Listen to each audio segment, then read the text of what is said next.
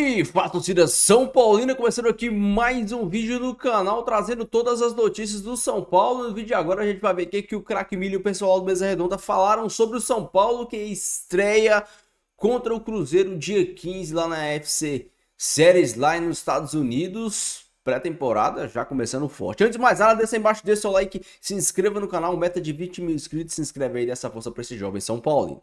Você já sabe, a gente vai estar assistindo o vídeo, no final do vídeo eu volto, a gente vai falar muito sobre o São Paulo, sobre prováveis escalações, sobre o reforço, sobre a temporada, muita coisa. Crédito eleitorais, vou deixar na descrição, sem mais enrolação, já sabe, simbora pro vídeo. Miller, o calendário acabou sendo modificado meio que em cima da hora, como disse o presidente. São Paulo já tinha essa pré-temporada, é negócio, São Paulo tinha que ir lá fazer recurso. É óbvio que, na minha opinião, a pré-temporada em São Paulo seria o ideal, mas foi lá para os Estados Unidos, tem o Cruzeiro, né? O Flamengo no meio de semana, e só estreia no Campeonato Paulista na segunda da outra semana contra o Botafogo em Ribeirão Preto. A sua expectativa para esse São Paulo, com o Wendel chegando, o Wendel pode chegar, né? O Wendel é o segundo semestre. Né? É, segundo semestre. Tem o Enzo Dias, lateral esquerdo, e o Oscar. São Paulo tem uma boa expectativa para a temporada ou você está um pouco preocupado, Miller? Não, eu estou preocupado porque o São Paulo precisa de mais contratações, né? Precisa de um lateral direito, ele precisa de um outro atacante. O Caleri não tem um reserva assim, né? Tem o André Silva, mas é muito pouco. Acho que o São Paulo precisa de um outro atacante, né? O São Paulo precisa de um outro meia. Por que liberou o Rato e o Nestor, por exemplo? Não, o Rato foi? Graças a Deus. Você não acha que poderia compor elenco, Miller? Pelo amor de Deus. Compor elenco, Miller? Não. Deixa ele compor elenco lá no Vitória mesmo. Pelo amor de Deus. Eu gosto do Miller. Nestor. O Nestor, eu não liberaria o Nestor. Eu acho que o Nestor, ele... Depois da contusão, ele não voltou como antes. Aí prejudicou bastante ele. O Zubeldia, com a volta do Alisson, né? Que é titular do Estômago. A renovação do Luiz Gustavo. Exatamente. Então acho que o Luiz Gustavo jogou muito ano passado, né? Ele foi um dos principais jogadores do meio campo de São Paulo. Então acho que o São Paulo precisa de mais contratações. Oscar e o argentino é muito pouco. É claro, tem começo de temporada, beleza. Mas para a temporada, na sequência, o São Paulo precisa de reforçar. Presidente, que prejuízo para o campeonato trouxe essa medida do campeonato? Né, que teve que se estender o calendário, mexer no calendário. O São Paulo contou com a colaboração da federação para estrear só na segunda da outra semana. Foi um problema que vocês tiveram que administrar também? Nós sentamos junto com os clubes e quando saiu o calendário, nós fizemos um conselho técnico e depois nós organizamos a competição. O São Paulo já tinha esse compromisso e, como você disse, eu penso igualzinho a você.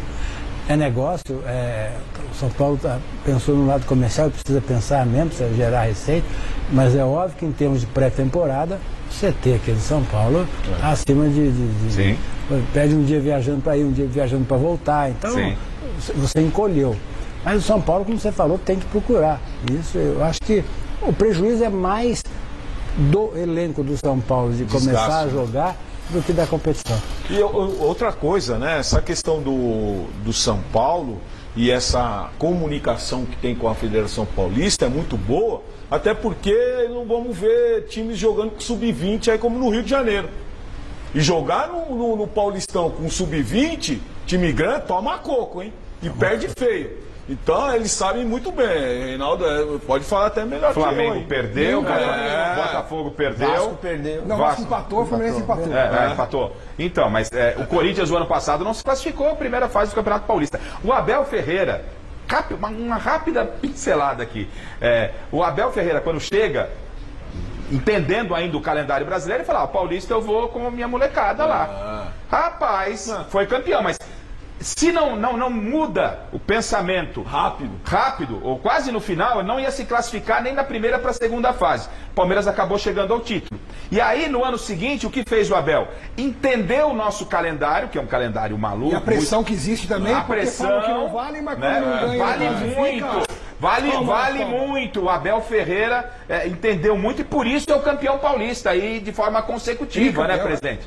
O Abel, ele rapidamente pegou o que era o Campeonato Paulista. Ele achou que ia ser moleza, não foi não. E por isso o Palmeiras deu essa volta aí. O São Paulo, Alex, está na expectativa de um ano melhor do que foi o ano passado? Eu acho que sim. Eu só não acho que foi essa tragédia toda, como a gente escuta. Por exemplo, quando o Miller fala, a Marina falou do São Paulo. Para um time que não tinha uma expectativa de títulos, por exemplo, embora o São Paulo seja um clube do tamanho de todos aqueles que brigam sempre por títulos. Foi campeão da Supercopa contra o Palmeiras, né? Não foi uma competição, foi um jogo que levantou a taça em 2024. E foi quarto colocado, ou quinto do Campeonato Brasileiro, chegou a Libertadores de forma direta. Então foi um ano digno, não foi um ano dos melhores, não foi um ano que o torcedor precisa comemorar tanto, mas também não foi uma desgraça que a gente tem que falar que o São Paulo vai entrar esse ano de 2025 para cair. Então eu acho que o São Paulo ter totais condições de fazer um belo ano também. Meu amigo São Paulino, já quero que você deixe aí nos comentários qual para você é a escalação ideal para o São Paulo na temporada de 2025, ou pelo menos para o começo da temporada de 2025. Não sei se você acompanha o canal chamado Arquibancada Tricolor, e lá eles estão lá em Orlando, e ao que parece o Zubeldia está testando em entrevista do Zubeldia. O Zubeldia hoje concedeu entrevista, se você não assistiu, assista, é uma ótima entrevista. O Zubeldia falou de que está testando várias maneiras de jogar vários times, seja num 4-4-2 com o Luciano e Caleri de segundo atacante, seja às vezes com o Oscar pelo lado esquerdo, que ao meu ver não é o mais ideal, seja com o Luciano do banco e o Ferreirinha na esquerda, né, sendo o Ferreirinha, Caleri e Lucas e o Oscar de 10. Então o Zubeldia tá testando, tá vendo qual é a melhor escalação, qual é o melhor esquema. Ao meu ver, eu acho que tem duas escalações que são as principais, né, as mais amadas, que é a minha preferida, com o Luciano no banco, Ferreirinha de um lado, Lucas do outro e o Oscar de 10.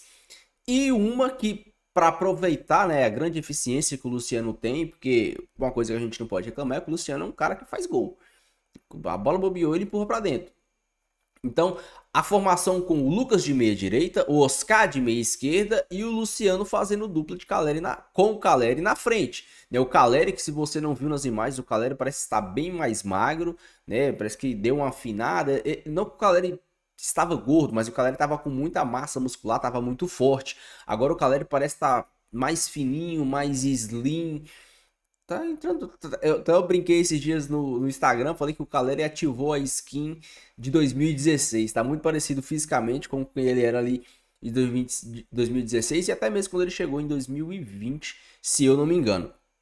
Então, o Zubeldia tá testando esquemas. Eu, particularmente, acho que a posição do Oscar não é uma posição que deve se mexer muito, apesar dele atuar como nos mapas de calores lá. O Oscar ter grande influência do lado esquerdo do campo, ele não era um meia esquerda, ele era um meia central que variava por várias faixas de campo.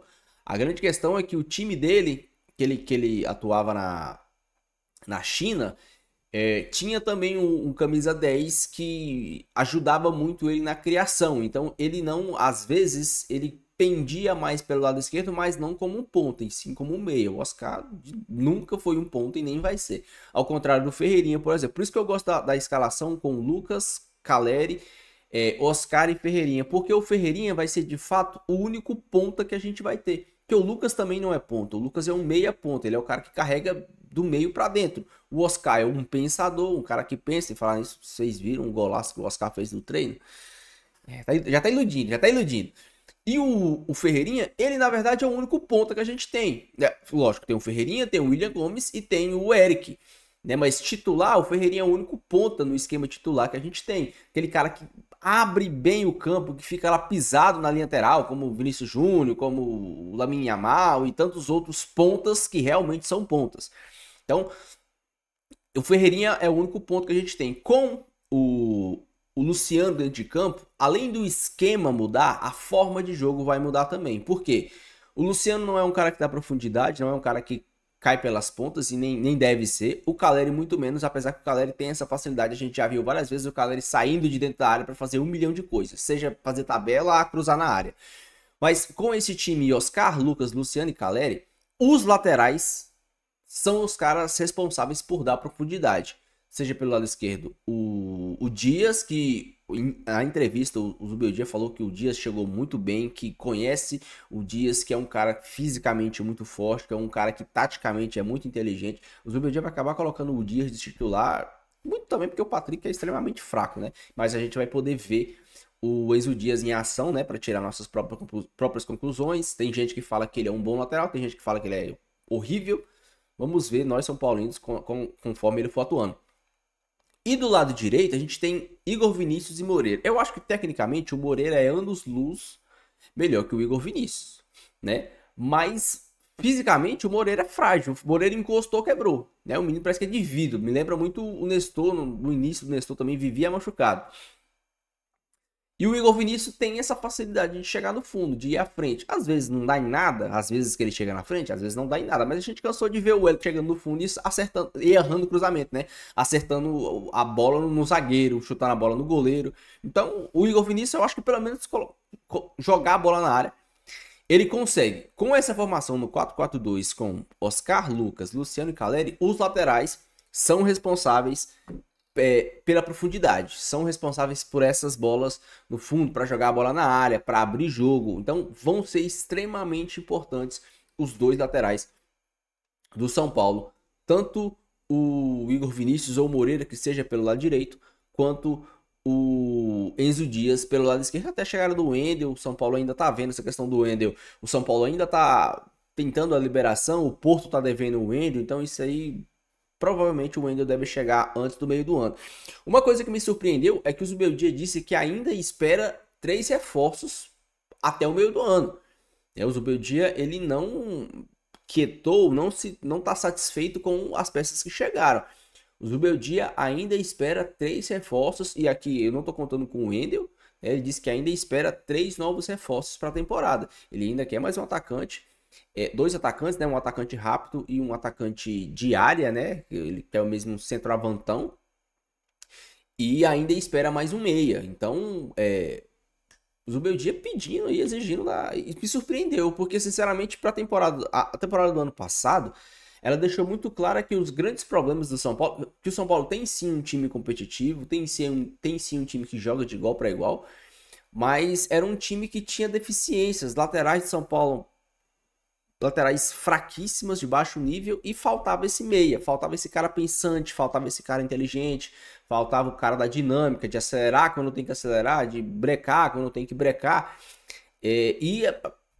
Tivemos, né? Temos o meia direita, o meia central, o lateral esquerdo, e deve chegar também algum lateral direito. O Lucas Rosa é o novo alvo do São Paulo. O São Paulo já consultou, amanhã deve sair novas notícias, o São Paulo deve fazer investida pesada para trazer o lateral direito, que aí sim chegaria para resolver, né? Aí, sinceramente, eu acho que o Igor Vinícius iria ser a terceira opção, porque para mim o Moreira é muito melhor que o Igor Vinícius. Então, esse time do São Paulo, do jeito que tá, eu sei que muita gente pode falar assim, pô, o São Paulo abriu mão de muita gente. Cara, o São Paulo não abriu mão de jogadores titulares.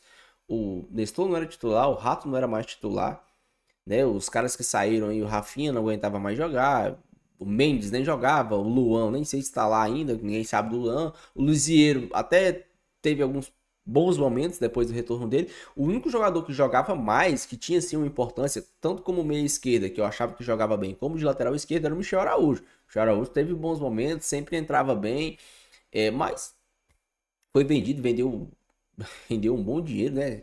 A gente pensar que o Michel Araújo foi vendido por 17,5 milhões e que o Nestor vai render 30 milhões para o São Paulo. Cara, 30 milhões no Rodrigo Nestor não é um mau negócio, né? Cá entre nós é um dinheiro muito bem-vindo. Ainda mais pelo Rodrigo Nestor, que não é um jogador brilhante, é um bom jogador, não é um jogador brilhante, mas também, assim, não é um horrível jogador, né? Pra gente que teve Toró, não deu nada. O Igor Gomes, que é o Igor Gomes. Lucas Fernandes, que é o Lucas Fernandes. Marquinhos, que é o Marquinhos. Tem o Nestor, acho que o Nestor tá um patamar acima desses caras. Então, o time do São Paulo, para mim, essa temporada é um time que talvez corra menos, seja um time que corra menos, muito pela idade dos caras que estão lá na frente, né? Lucas, Luciano, Oscar e Caleri são caras mais velhos, acima dos 30 anos.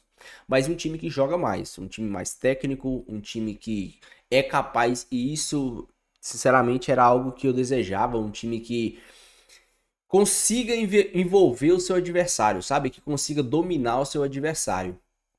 Não só fisicamente, eu nem acho que o São Paulo vai ser um time que vai marcar pressão, que vai marcar lá em cima. Acho que o São Paulo vai ser um time de que cadencia o jogo, um time que envolve, que troca passes e que ataca na hora certa.